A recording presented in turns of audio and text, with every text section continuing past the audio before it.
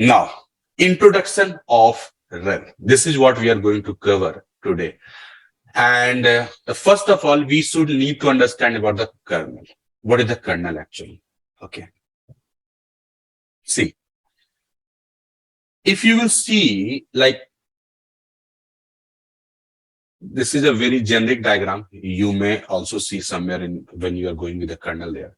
So see, there are lots of this means you can say the platforms are divided there. So this is what your like hardware. Okay. At the code level, this is your hardware. And hardware means CPU, RAM, keyboard, mouse, monitor, everything, all that LAN card, the Wi-Fi, everything, all the hardwares which we have on the system that is that is there in the hardware part. And at the user level, you will be working on an operating system. This is your operating system. Okay, where Windows is your operating system. SUSE is your operating system. Linux, rhel is your operating system. Ubuntu is your operating system. Mac is your operating system. So these are operating system, right?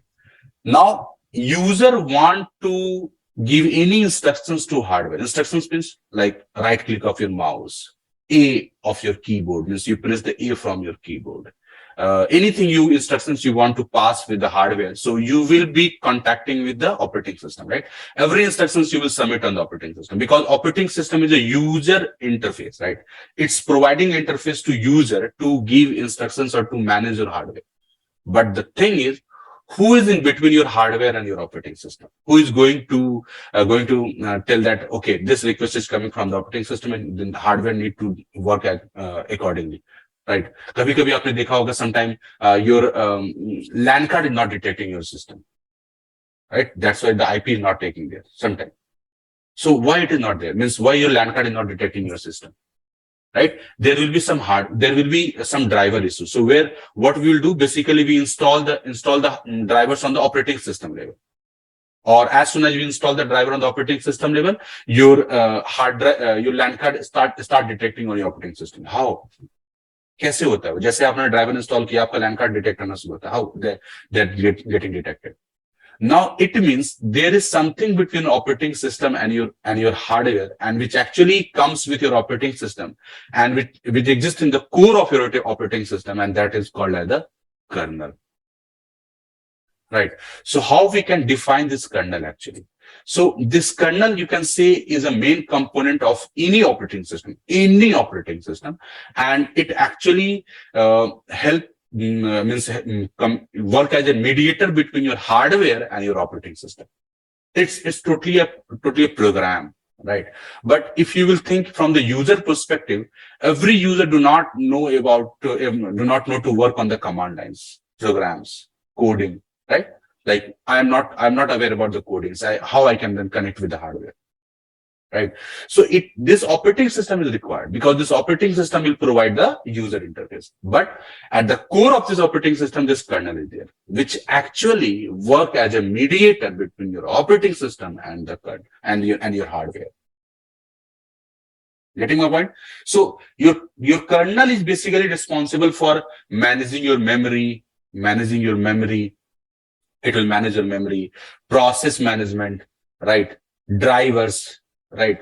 Drivers, whatever the drivers you are going to install there, so it is going to manage those drivers. Securities regarding your firewall, SLNX, most of the things related to your kernel. So these are basically things which your kernel is responsible to manage. Everything, all the hardware your kernel is going to manage. Right? Drivers means what? Means once you install the driver of your LAN card, it's actually installing on the kernel level. That's why your kernel start detecting the hardware, okay, now I have the LAN card, I have the Wi-Fi, I have the mouse, I have the USB. So how this kernel is going to detect? If the code of that hardware is written in the kernel, then you do not need to install any driver. Remember, if that kernel already have the code for that specific hardware, then you do not need any drivers. But if that kernel do not have any code or any program, then we need to install driver. And as soon as we install the driver of that specific hardware, your kernel start detecting that. Okay, now this hardware I have. That's why I'm saying this kernel is the core of your operating system, which actually help the operating system to communicate with your hardware. Getting my point, everyone? What is this kernel actually? Yeah. Very good. Now, when we talk about how to connect with this kernel, so we have operating system. Now, this operating system, this user interface can be of two types. Right. Now, it could be GUI or it could be CLI. GUI is graphical user interface. CLI is command line interface. GUI, graphical user interface, a common example is your Windows, like where you have desktop, where you can click your mouse, where you can use your keyboards, you can see everything graphically, right? So graphical user interface. And CLI is command line interface is, again, the example is your CMD. In your Windows, you have CMD, PowerShell. Still, I'm not talking about anything about the Linux. See, I'm just explaining about your kernel, operating system, and all those things. I will come back to the Linux, but before that, just understand the basic stuff, right? So this user interface, I was talking about CLI. So CLI is the command line, the example. CMD of your Windows is the example of CLI. PowerShell is the example of your CLI. So now again, you want to connect with your hardware. You want to run something on your system hardware. Now here you are running with the CLI commands. Now, what is the benefit of working with the GUI and the CLI? Obviously, GUI is mostly preferable user interface for the user perspective, for the desktop perspective, right? But the CLI is the most preferred way for the servers. Now, you can ask me why. It is difficult to work on the CLI, then why it is the preference to work on the servers? And the answer is footprints. Footprints means what? See, when we have like GUI installed on the system, so there are lots of process will be automatically running on the system. Lots of process. If you go to the task manager, there are a number of process will be running in the in your desktop as well, right? As soon as you will power on your system, there are lots of process start running on the system.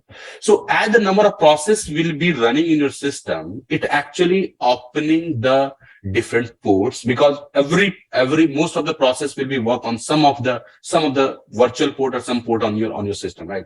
So you're actually opening some of the ports and way to enter some intruders in your system, right? So first of all, this is what called the footprints. So when you work on the GUI, so you are actually opening multiple footprints to enter someone inside your computer. Again, you need to manage firewall. Okay, nobody should be enter by 21 port number, 22 port number, 80 port number, 65 port number. So you need to manage all these things. But again, by default, if you have GUI, so you are actually opening the multiple footprints to enter someone into your system, right? Another disadvantage of the GUI is load. Now, we do not need those processes on the servers, right? Now, we do not need the Firefox process on the servers, right? We do not need VLC or something. So there are lots of process which is involved in the GUI part, which actually increasing the load on your system as well. So in the common example is like in case of Windows 10 or Windows, what is the latest version of Windows? I'm not very much sure. I think it is Windows 13. Is it? Windows 13? Yeah, one, sir. Okay. So the requirement of your hardware is very much more. If you remember, in case of like earlier we have Windows 7, there the requirement of the 4 GB, then it increases. Nowadays, Windows 10, Windows 13 would require. It will be good, work very good in case of if you have 8 GB of memory. So the requirement of the memory processors will be also increases when you have the GUI, means graphical user interface. However, in case of CLI, this load is very, very less, because we have limited. In case of Windows, if just an example, not actually, but if you have 100 processors running along with your system, so it could be possible, like in CLI, it would be around 30 process, not more than that. Means 30 process. Again, this everything, because at the CLI, so lots of processors automatically stop. They are not going to run on your system. So when the number of process will be less, automatically the footprints will be also going to reduce. Load will be also going to reduce, right? Now you can ask me, then we already have the PowerShell. We already have the PowerShell. Then in Windows, then why we are looking for any other operating system which has the command interface? Yes, we have the PowerShell. But the thing is, see, in case of Windows, we do not have any operating system which can only provide the PowerShell. Only provide. You should have any GUI, means there will be the graphical user interface, and this PowerShell is a component of that part. You do not have only one operating system where you will only get the PowerShell, nothing else. Right. So that is what means I'm trying to explain you. Like, this is what the user interface we are talking about. There are two type of user interface. We have GUI and CLI, and there are the things which we are going to cover in GUI. They could increase the load of your system. They can increase the footprints of your system. Right. They are the security vulnerabilities in your system. Right. So when you move back to the CLI, so these things will going to reduce there. Right. Again, I'm not talking about the difference between Windows and Linux. I'm just talking about the GUI and CLI. Right. There are other more difference between the Linux and Windows, which we're going to explore in after some time. Right. So any questions from this user interface, kernel, operating system? My idea is you should aware about these terms: kernel, operating system, user interface, GUI, CLI. These terms you need to aware about all this. Any questions anyone has? Okay. Now come back to Linux. Now, if someone will ask you, what is Linux? Okay, tell me, what is Linux? Who's going to tell me? Sir, Linux is, we can say, the kernel that is held to better security than another operating system like Windows or somewhere. But basically, we can say Linux is a kernel. Correct. And it is an open source operating system. So user can modify its own purpose. Like there is no any restriction on modification on this. Good. This course. Very good. Yeah, this is what the point that Ketan has put there correctly. Anyone else want to share about the Linux? Anything? As I told you at the beginning of session, just make this session interactively. Means I will definitely ask the questions, but you can participate all the questions which I'm asking, so that the session will become more interactive as well, right? So anyone would like to share about the Linux? Okay, no problem. So yes, correct. So Linux is actually a kernel, right? And I hope you know about the kernel. Okay, and this kernel, this Linux kernel, obviously there will be operating system, right? So there are lots of distributions which is based on the Linux. Means there are lots of operating systems which are based on Linux, right? So if I will put the common name, so there will be RHEL, Red Hat Enterprise Linux. This is an operating system, okay, based on Linux kernel. Fedora, CentOS, Ubuntu,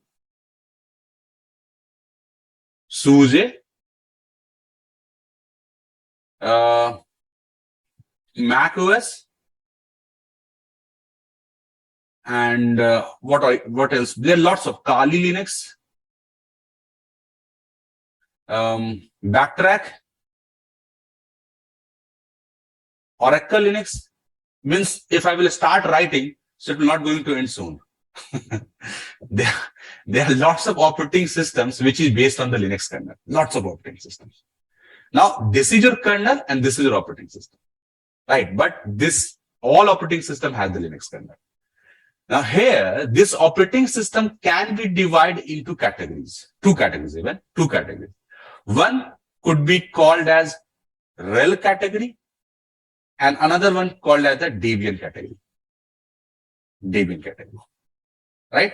So Linux is a kernel. These are the operating systems. These operating systems based on the Linux kernel, and this operating system can be divided into two categories, rhel and Debian. And what are these? So RHEL, I'm sorry, rhel and Debian. So what does this mean? See, we know in Windows, there's an exe file which is supported. Exe. Okay. Batch file or something. There are lots of extensions or the way of installing the software there.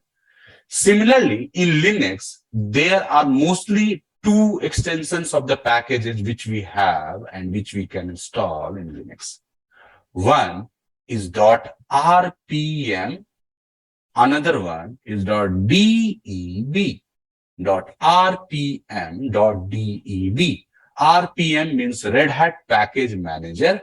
.deb means Debian. Right? Now, Red Hat Package Manager, this is the extension and this is the extension.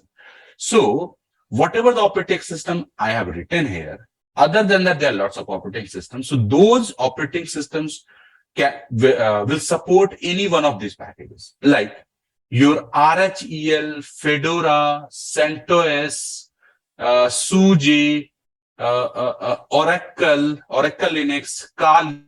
These operating system will support those packages whose extension is .rpm, like Firefox.rpm, VLC.rpm. So there will be the package whose extension will be .rpm.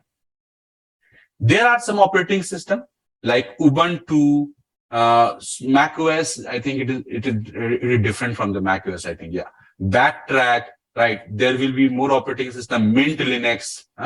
There will be Mint Linux, and there are more operating systems we have. I'm forgetting the name. So these are some operating systems whose package extension will be .deb, Debian.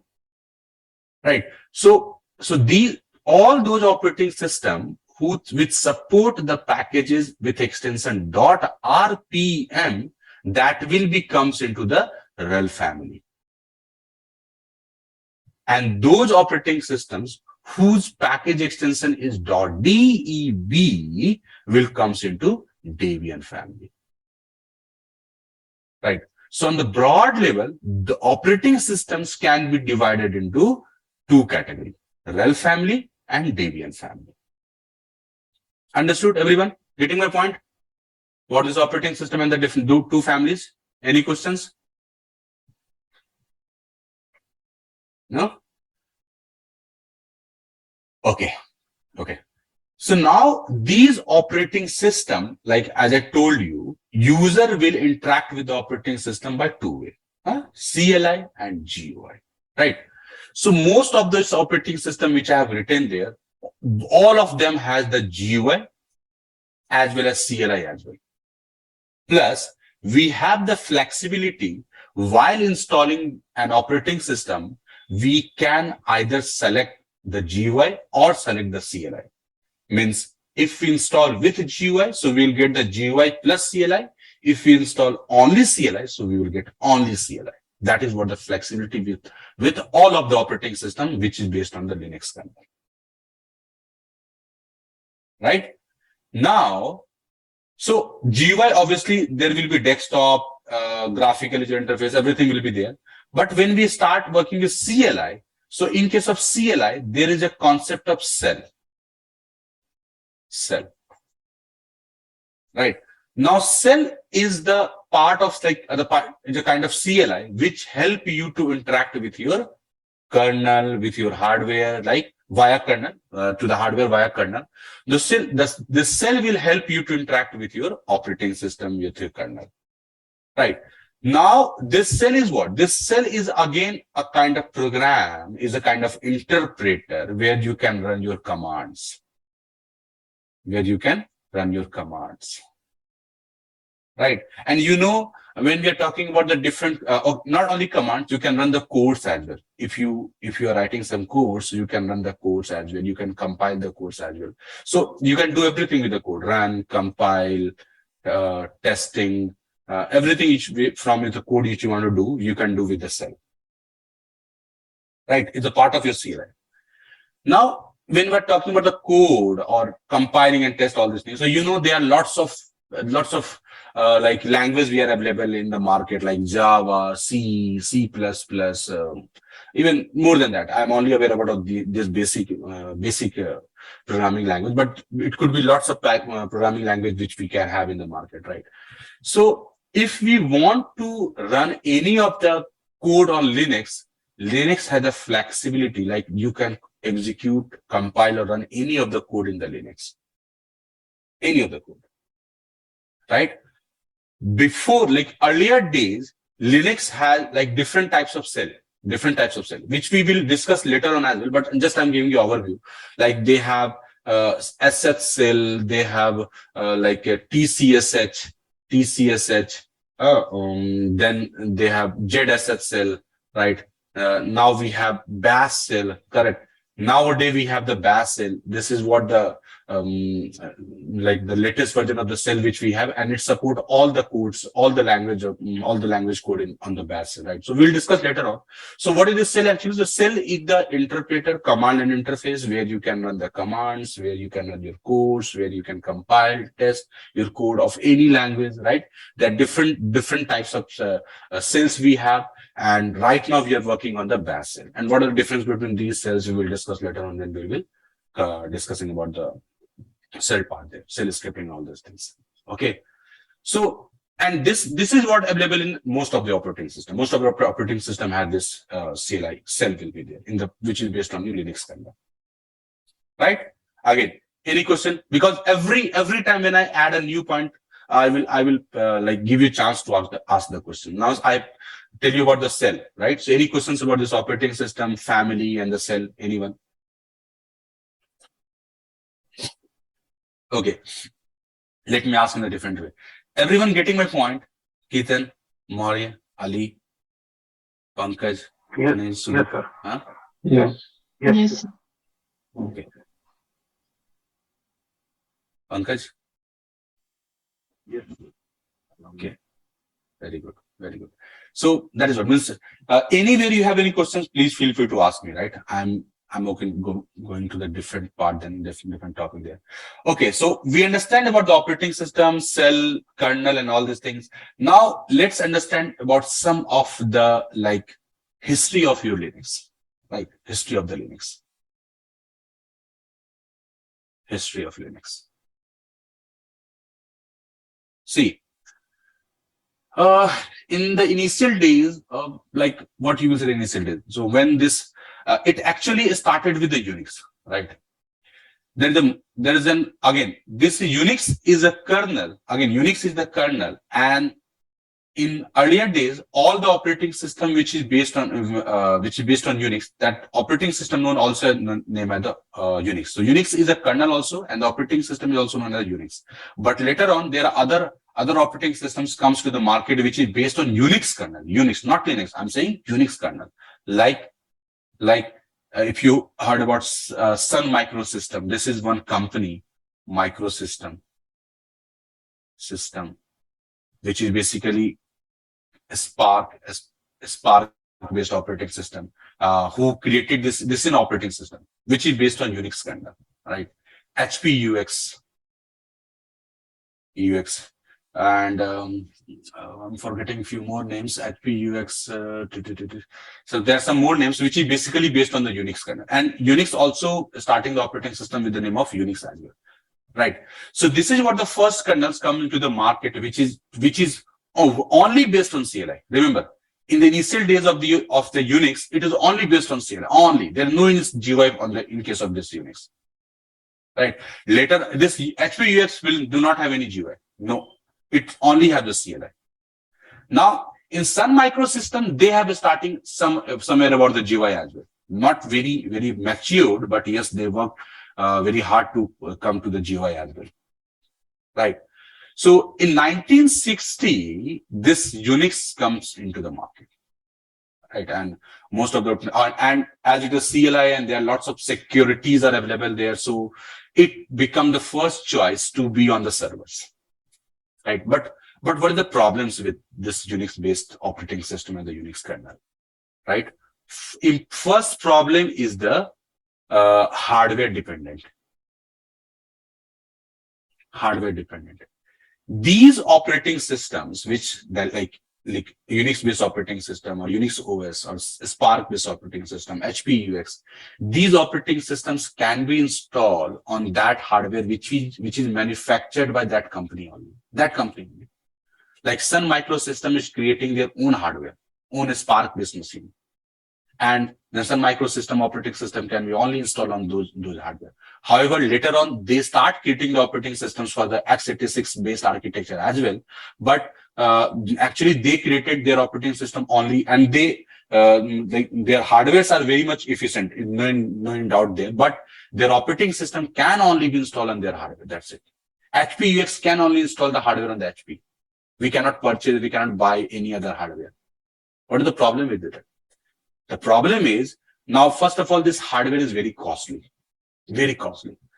The basic Spark-based hardware, Spark-based machine, because you cannot think it for the desktop version, right? There will be only a server version, right? So basic Spark-based system is also very much costly. I have worked on this Spark-based system in 2009, I think, 2009 and 2010.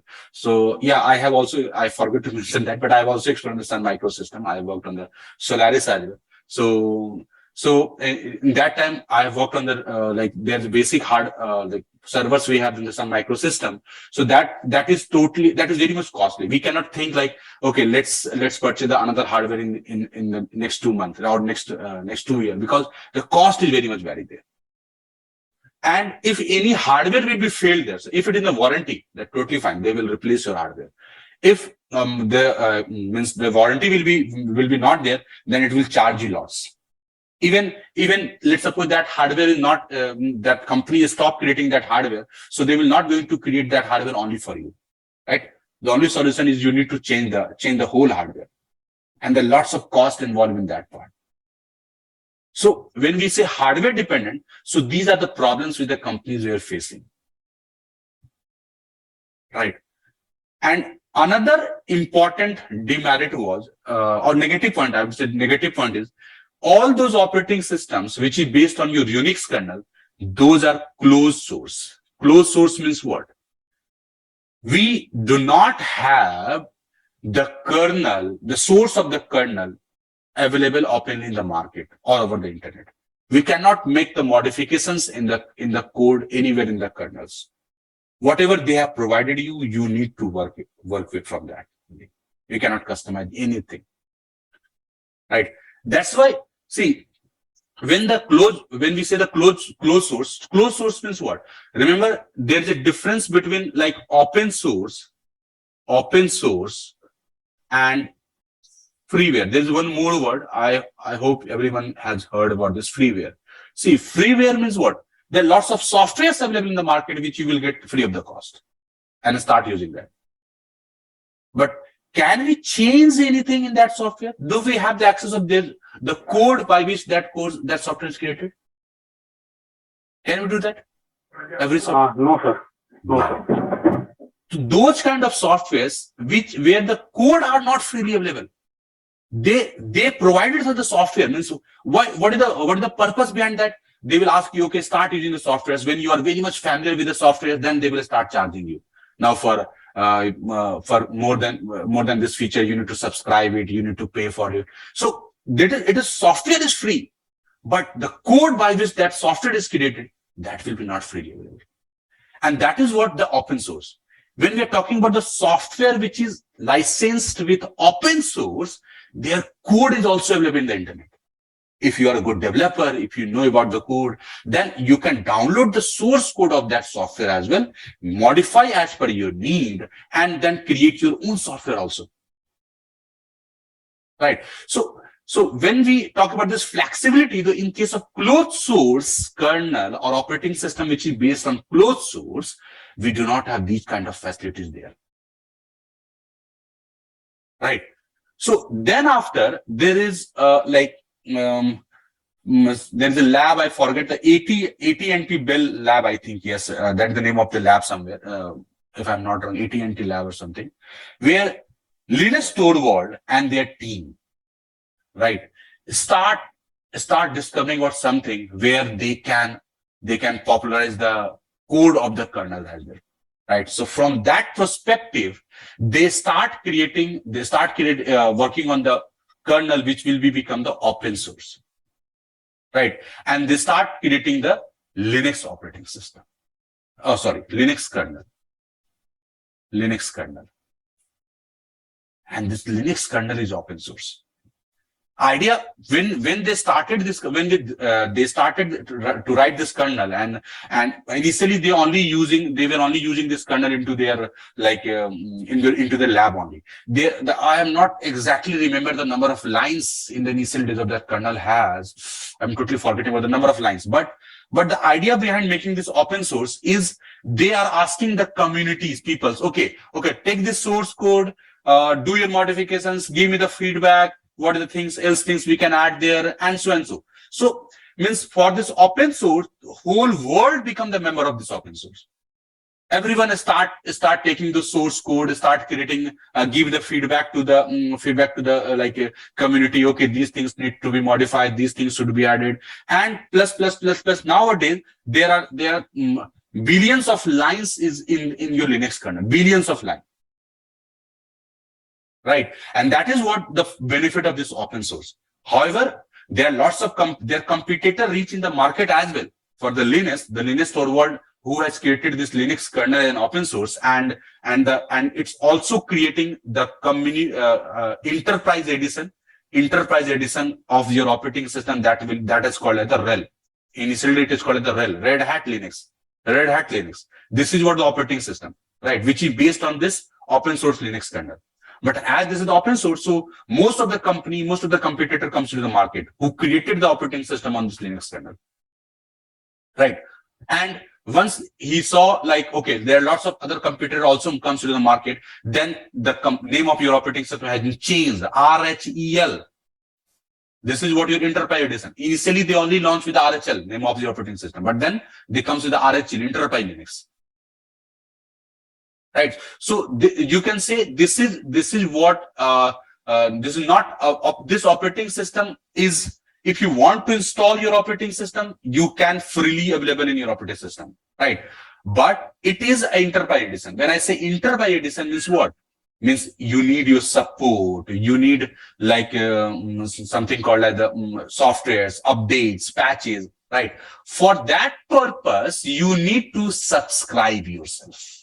You need to purchase a subscription, right? In one platform, you will get the operating system, you will get the support from the Red Hat, you will get the new patches of the Red Hat, you will get the compatibility test, Red Hat will help you to identify the hardwares, if that hardware will be supported for something or not.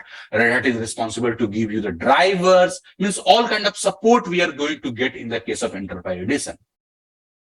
And that has been later changed. This Linux kernel, like I told you, there are lots of operating systems based on the Linux kernel. So main idea to putting this Linux kernel into open source to take the innovative ideas from whole of the world.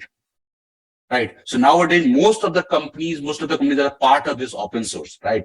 And they are continuously delivering some ideas, some inputs, changing their codes and everything they are doing on their own level. And if they want to create their own software, own operating system, totally fine. Like Android operating system. What is this Android operating system? This is based on the Linux kernel only. Right? They designed this Linux kernel just for the mobile applications. Right. So that is what the benefit of Linux operating system, Linux kernel, and it was started in 1990. Right. So in full fledged, it has started in the market with the 1990s, and we start delivering the operating systems in the market, and lots of companies are moving toward this Linux kernel. And what is the benefit of this Linux kernel? We are going to discuss after a small break. Right. We'll do one thing. We are going to take a small break here, and for 10 minutes, and once we'll back from the break, then we will discuss about the benefit of Linux kernel. Sir, what's the question? Please go. For this interruption, actually I'm telling, मतलब कि अभी आपने आपकी जो आवाज है ना केतन, वो बीच में ब्रेक हो जा रही है. ये सिर्फ मेरे लिए हो रहा है क्या?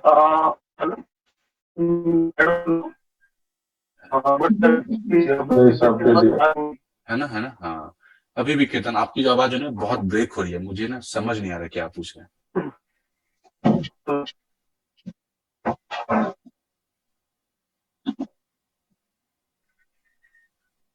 Hello, hello. I am here. Yeah you are audible, yes. Hello. Yeah Ketan.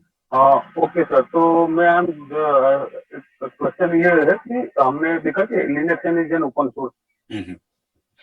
तो जैसे अभी आपने बताया कि अभी ये जो रेडेट है वो कुछ सब्सक्रिप्शन चाहिए या हमें लाइसेंस की सबका परचेज करना पड़ता है कोई एंटरप्राइज लेवल पे। तो ये डिफरेंट की है, मतलब ये वन साइड में तो हम उसको ओपन सोर्स बोलते हैं और दूसरी साइड ये सब्सक्रिप्शन। अच्छा, मतलब तो यहाँ समझा दो नहीं। टर्म भी है ना केतन, एक हम कर्नल बोल रहे हैं, एक ऑपरेटिंग सिस्टम बोल रहे हैं, नहीं बोल रहे हैं। तो मैं बोल रहा हूँ red hat operating system is a subscribe, उसके लिए हमें परचेज करना पड़ता है, बट कर्नल तो अभी भी ओपन सोर्स है ना। दो टर्म है ना यहाँ पे, एक कर्नल और एक ओएस है ना। तो हम क्या बात कर रहे हैं कि Linux kernel is an open source kernel, है ना। हम ऑपरेटिंग सिस्टम के बारे में तो नहीं बोल रहे हैं ना। ओके। ठीक है, हाँ। नहीं, बट बिना ऑपरेटिंग सिस्टम के कर्नल हमें मिलता है क्या? हाँ, आपको कोड मिलेगा, कर्नल.org पे जाइए। कर्नल.org पे सारे कर्नल के मतलब जो भी पुराने वर्जन जितने सबके कोड आपको मिल जाएंगे। ओके। गुड। और क्वेश्चन? अब यूजर प्रोस्पेक्टिव से आप सोचेंगे सुदीपा, तो लाइक कर्नल पे मैं और आप काम नहीं कर सकते because they are totally on the code based and the command based, right. तो अब हमारे लिए कोई ऑपरेटिंग सिस्टम बना के दे देता है, like Red Hat is creating the operating system, Ubuntu creating the operating system, है SUSE creating the operating system. But kernel आपको मिल जाएगा, कर्नल.org पे जाइए, सोर्स कोड मिल जाएगा। So, sir, if kernels are available, yes. and you said we cannot work on them. No, we can not means हम जानते नहीं है, हमें Right, right. कोड के ऊपर काम करना नहीं आता। Right. हाँ। So, basically, what is the language in that kernel? जैसे लिनक्स कर्नल जो आपका C++ पे बेसिकली जो डिजाइन है उसके ऊपर है, तो जो लिनक्स कर्नल जो उसका कोर ही C++ के ऊपर ही बेस्ड है वो। अब हाँ, अब आप बात करें कि जैसे जैसे समय चेंज हुआ है, लोग जो कंपाइलर इंटरप्रेटर्स भी चेंज कर रहे हैं, राइट। तो उसके हिसाब से थोड़ा और आसान हुआ पहले कंपेयर में। जब इनिशियल डेज में आप बात करेंगे तो लिनक्स कर्नल को पढ़ना और भी मुश्किल हुआ करता था, क्योंकि they are totally based on C and all this things. Gradually they have some modified and their user interface as well, so still they are the base language is based on your Linux is C actually. Okay. Now the next question is, Unix was the first free kernel, right? Not free kernel, they are never free. They Unix are only kernel, and they always sell the kernel in the paid way. There is no any free part of your Linux. Okay, Unix was not free, No, but Linux was free. yeah, Linux kernel is totally open source. Yeah. All right. So that is why Unix died and Linux is still there, right? yes. Someone who is very उसको कहते हैं ना कि जो हिलता नहीं है उसको कभी न कभी जाना होता है। Okay. Someone need to be, if they will be flexible, then they will definitely exist in the market. Now the next question is Linux. Linux kernel and Linux OS. These are the two things. So when Linux is not an operating. आप Linux OS नहीं बोलेंगे. On Linux is only a kernel. Unix के case में we can say that every OS based on Linux kernel is Linux OS, right? Linux kernel, yeah.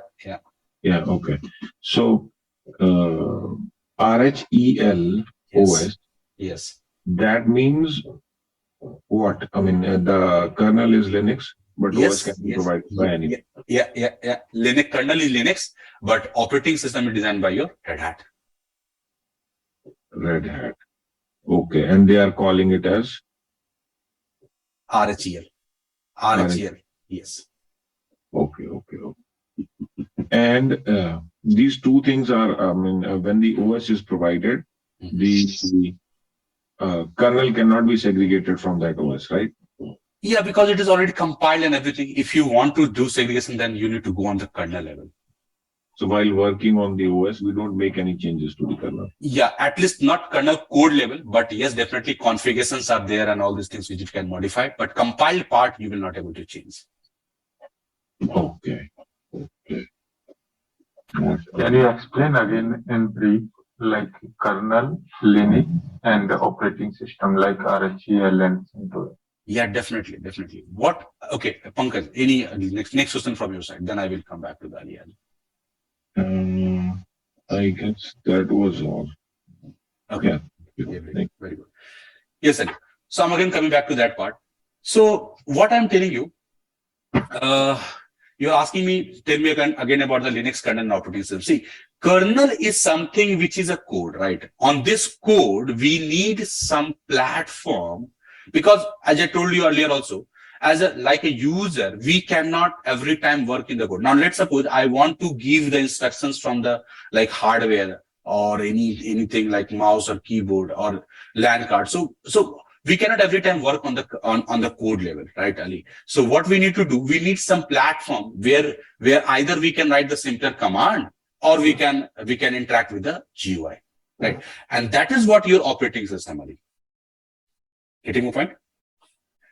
Yeah, but kernel, can you take it step by step? Kernel, Linux, and operating system. So what the process and how they are interconnecting with each other? Okay. Understood. So that is what we are, okay, I've explained in the beginning. So see, here we have only discussed about the kernel. So kernel is a code, right, which I told you, which help you to interact with the hardware. Now, every operating system has kernel, Windows, Mac, every operating system has a kernel.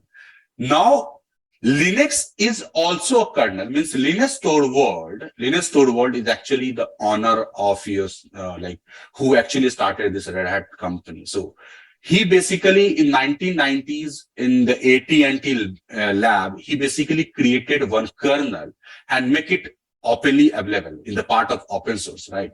And that kernel is basically called as the Linux kernel, which is named based on the name of your Linus. Linus is the name of person, and the kernel which is designed by the Linus is basically known as the Linux kernel. So that Linux kernel created by the Linux Store World and make it available in the open source.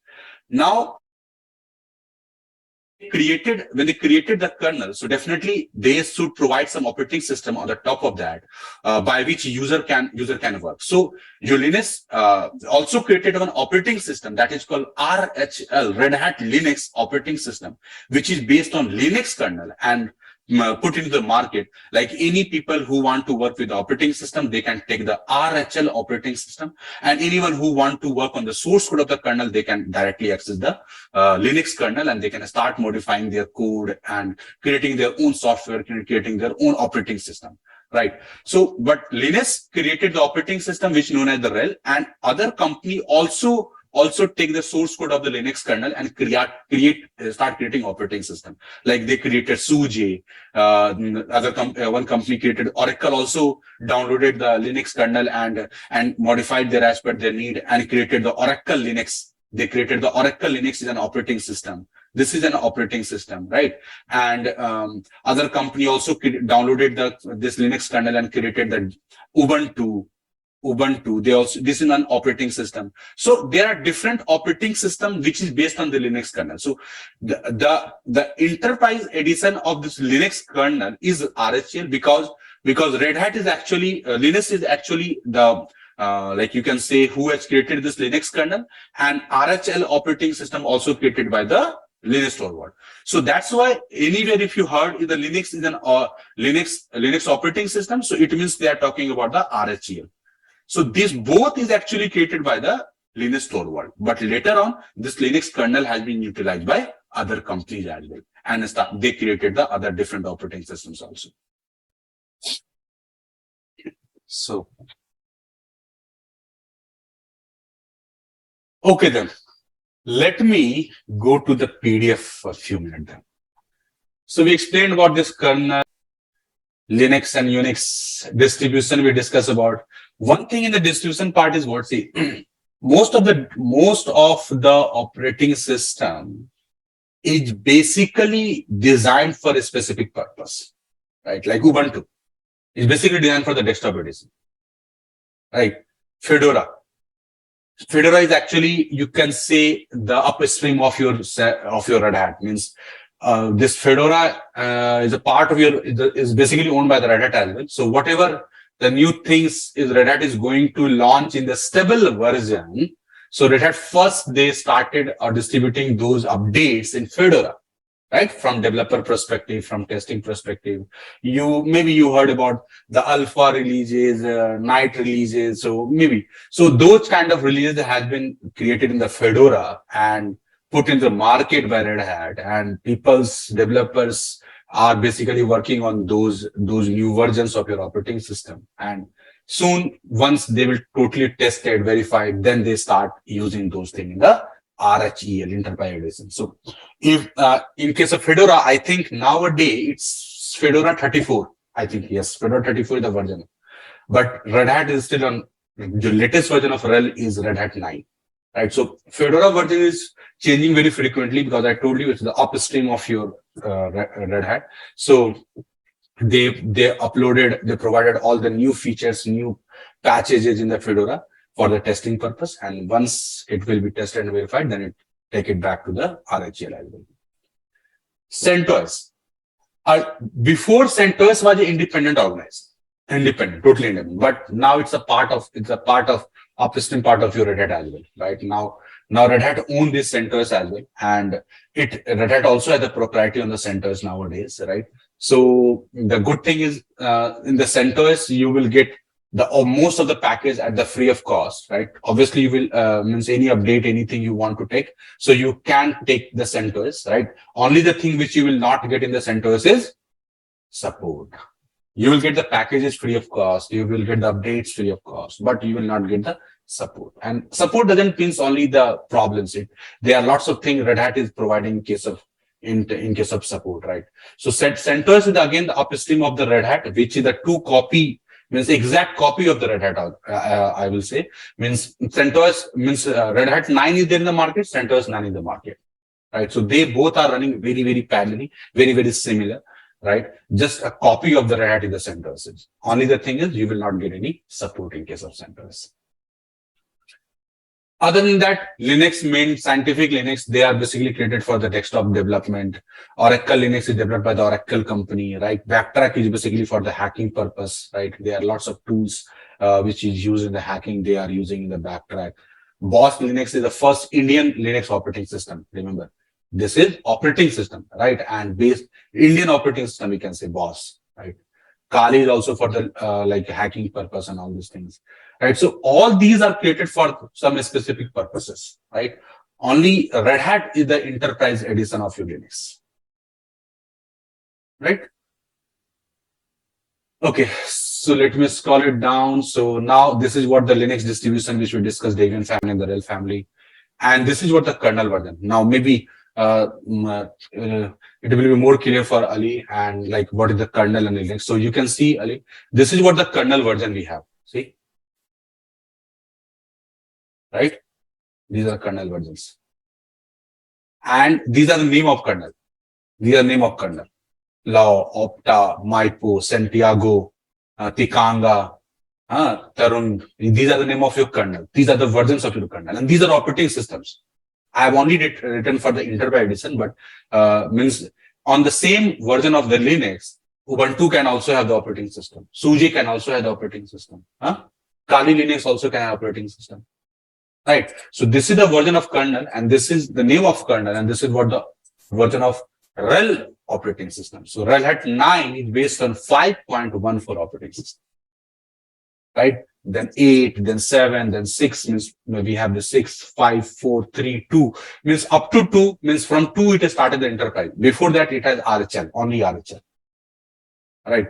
And this is what the timeline. If you will see the timeline of the rhel, so if you will compare it from Windows, so you can see the life cycle of this like these operating systems.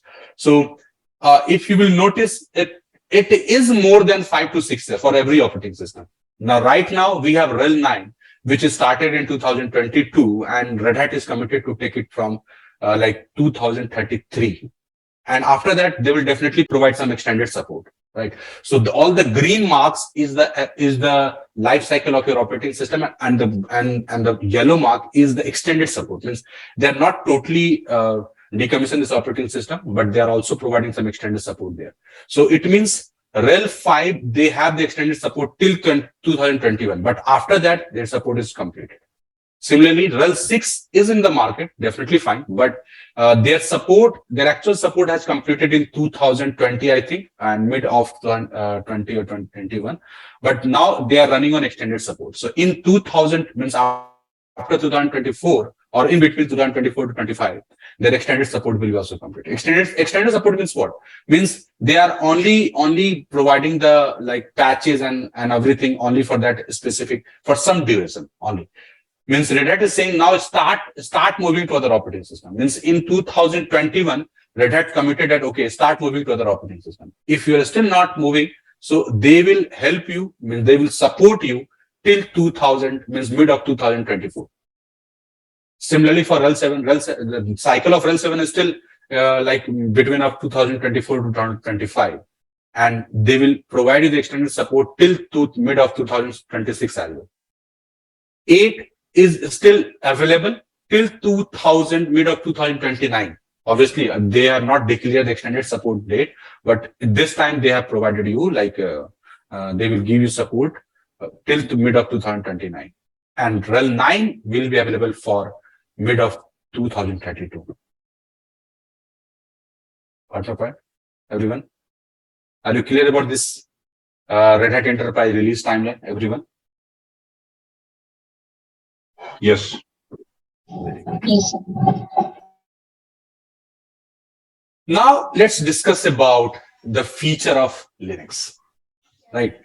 So first of all, we already discussed like first feature is the like open source, like your Linux is the open source, and we discussed what is the difference between the open source and the closed source. Why companies are more focused toward the open source? Because the first important thing is your open source is highly flexible in compared to like hardware.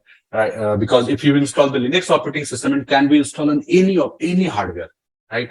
Your even IBM has their dedicated hardware, Sun Microsystem has dedicated hardware. So on all those hardware they can install there. Plus they can also install the Dell machine, HP machine, right? Any kind of server you can take and you can install your Linux operating system. As it is a part of open source, so Linux kernel is totally customizable. If we discussed a few minutes back, so based on your requirement, you can customize that. As I told you, the good example is Android. Like Android is 100% based on your Linux kernel. It is actually a Linux kernel, right? The developers has created that operating system only for the mobile purpose, right? We cannot install Android on the laptop. Similarly, we cannot install the Ubuntu on mobile. Right, Red Hat Enterprise Linux on mobile. So we have the flexibility. We have totally independent if we have the background of developer and all these things. So we can customize it, we can modify it, and we can create our own software. Right? There is no any hardware dependency of like the things which is Linux is as open source. There is no any hardware dependency. So there are lots of cost we can save there. We can always keep our hardware up to date. Right? In next 5 years, if you think like okay, this is what the new hardware comes to the market with these new features, we can free to purchase it, right? Because at least it will be not costly as compared to like their proprietary hardware which we have earlier, like HP, Spark, and all this thing. Correct. So that's why there is no any hardware dependent on that part, and it supports mostly all of the like hardware we have these things. Correct. These are some AIX. Yeah, I forgot that name. AIX. This is what the closed source based on your IBM operating system it is, and based on your Unix. So AIX, HP UX, Sun Solaris, these are some operating system which is based on Unix and totally closed source operating systems. Right? We discussed all these things before. That's why I'm very quickly moving all these points from this screen. Portability, just we discussed a few minutes back. It supports all kind of hardware.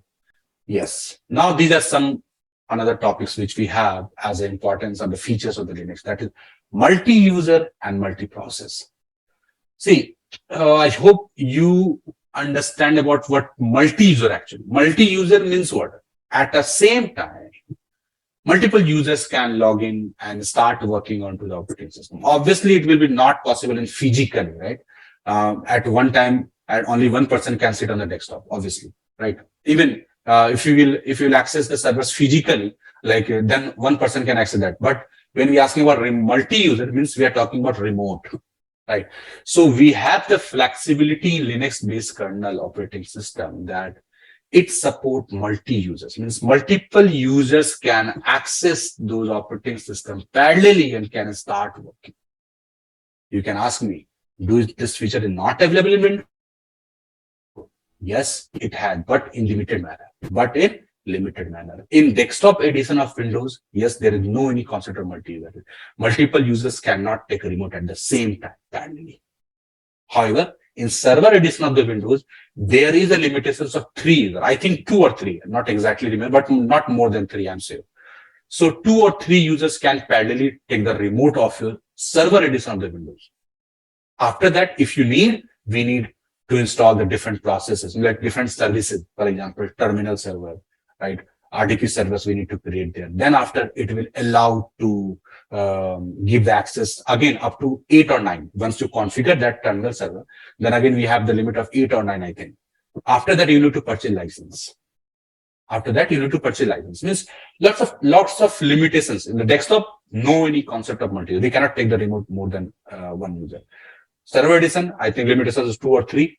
In case if you install the different packages or different servers like terminal server or RDP servers in the window, it will increase up to 8 or 9. But again, after that, you need to purchase a license for each and every users. Now, these things are not in Windows, Linux-based operating system. Today, you install the Linux-based operating system, you have facility to access your system from n number of users. Obviously, you need to maintain your hardware capabilities, right? Plus network capabilities. But at least there is no limitations of accessing the Linux-based operating system servers there is no any fixed value defined for the users. It can be accessed by n number of users. Right? I hope you understand about this multi-user. And any questions about this multi-user anyone has? Okay. Now the another word is multiprocess.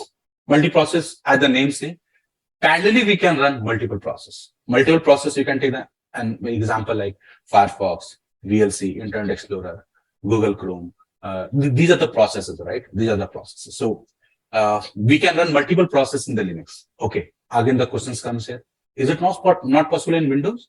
Definitely yes. We have the options to run multiple processes in the Windows also. Then what is the difference between Linux and Windows? Here, yes, we have. See, Linux provides you a flexibility to manage the processes and manage the resources. Now, what do you mean by manage the processes and manage the resources? Manage the process and manage the resources means, now let me give an example. I'm not writing exact process name, but let's suppose we have process 1 and process 2, right? Which is running on my Linux-based operating system. And now we want like this, ideally when the process runs, so those processes will consume the resources as per the load or as per the requirement, right? As you know, right?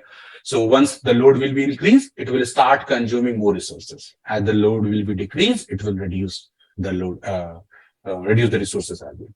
But when I'm talking about Linux, so we have the flexibility to manage the resources on the process level. Resources means memory, CPU, everything. Now, process 1 is the critical process, which I know. So we can allocate the fixed number of memory for it. I will allocate totally, let's suppose I have 128 GB of memory, for example. So I will allocate around 8 GB of memory only for the processor, right? 2 core of processor only for the processor. Now, this 8 GB is reserved for it. We have the concept of, I'm not taking all the words there right now because it will be a little bit complex, but there's a concept of U limit, C group. We have all these concepts with Linux by which we can fix the resource on the process level. Now, from 128 GB, now only 120 GB is left for the other process or anything which is running on the operating system. At any cost, nothing will be taken from this 8 GB. Right. So at in this way, your process 1 will be run very smoothly. Because if you not allocate this thing, it could be possible like process 2 or process 3 or process 4 can consume more processes and as it is critical, but some of the time where it need more resources and the resources is not available in your system. It could be crash. right? So that is what the flexibility we have, the Linux-based operating system, where we can reserve the resources for our process and so on.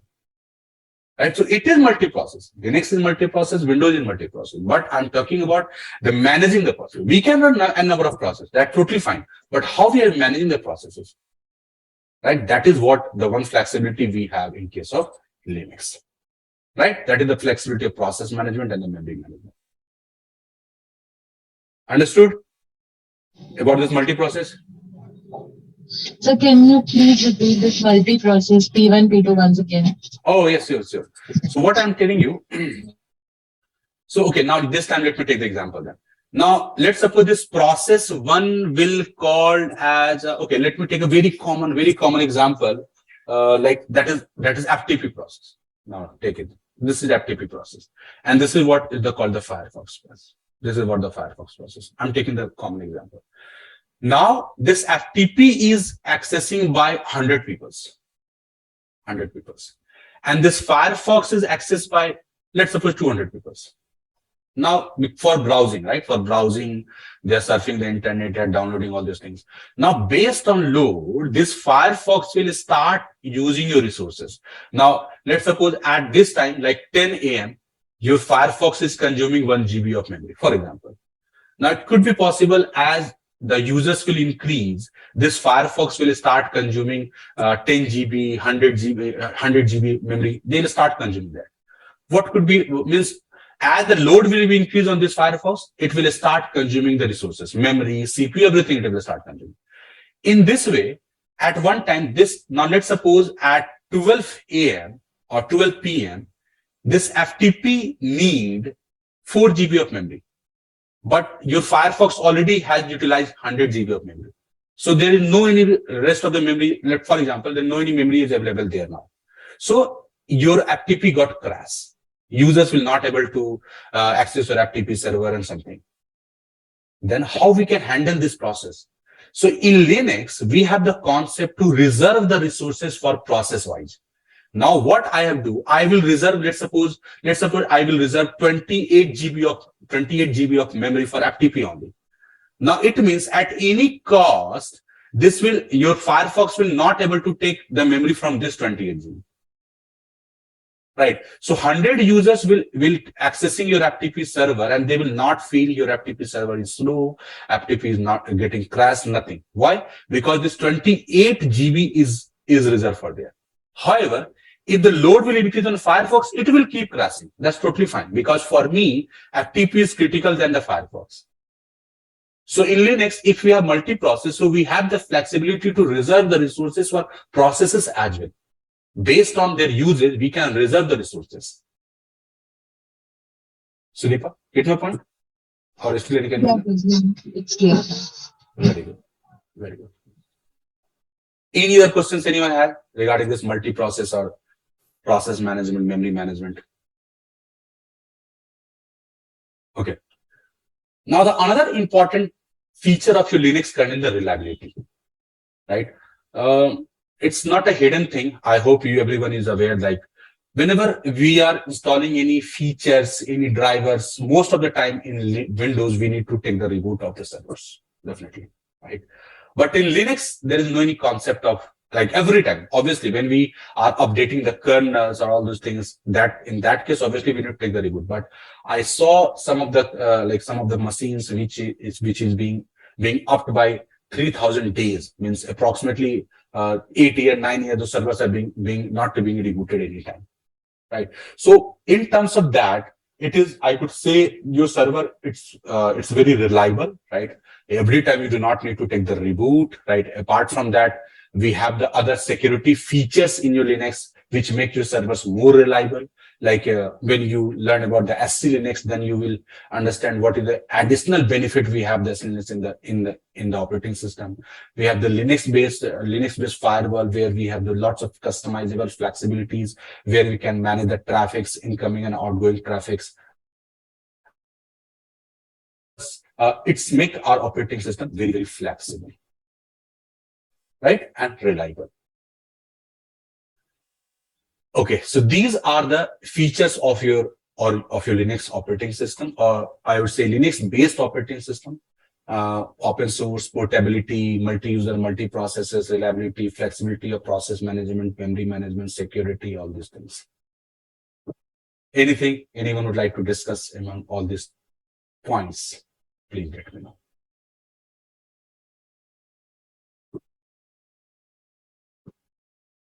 Okay. So in that case, that is what the quick difference between your Linux and Windows.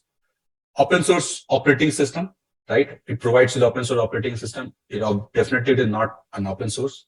Many of the Linux distros is free of cost, like Ubuntu, Fedora, this centers, many of the distros are free of cost, but Windows is costly, as you know. Linux is more efficient and durable and based on online for the long time. But as you know, regular reboot, we need that for if we need any features, we need any drivers, most of the time we need to reboot that, right?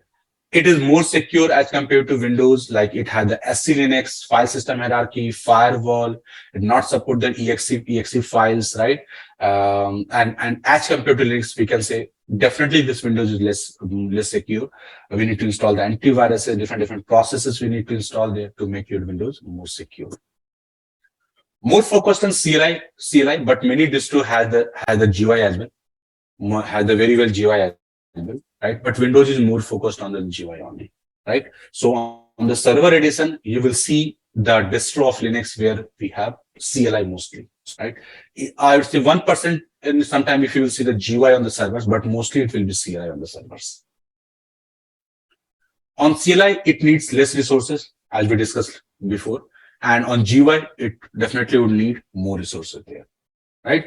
Due to security, CLI are flexible in terms of resource management. Linux is used over 90% of servers in the market, like based on the CLI, right? In some of the domains, like where the AD we have, right, where the Windows we preferred, there's no any doubt. Windows had this component AD, which is very popular in the market, and still Linux had the elder in terms of that, but there is no question about the AD. It is very easy and flexible for the user management. See, something which is very positive and wins at some point, that's totally fine, right? This is where Linux is lacking, honestly saying, like the feature with the Windows has in terms of AD, their user interface, their management, it's very easy as compared to Linux, definitely, right? It is best for the multitasking, as I told you, what are the things which we have in the Linux, which makes it very flexible in the case of multitasking, right? That is multiprocessing and multitasking. So these are the highlights of the difference between Windows and Linux. Do you guys understood? Any questions at this point? Anyone?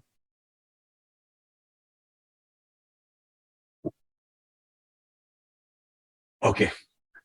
So, like Linux in the market, we cannot count it, but however, we have put it some common name, right? Where the Linux is using nowadays in the market.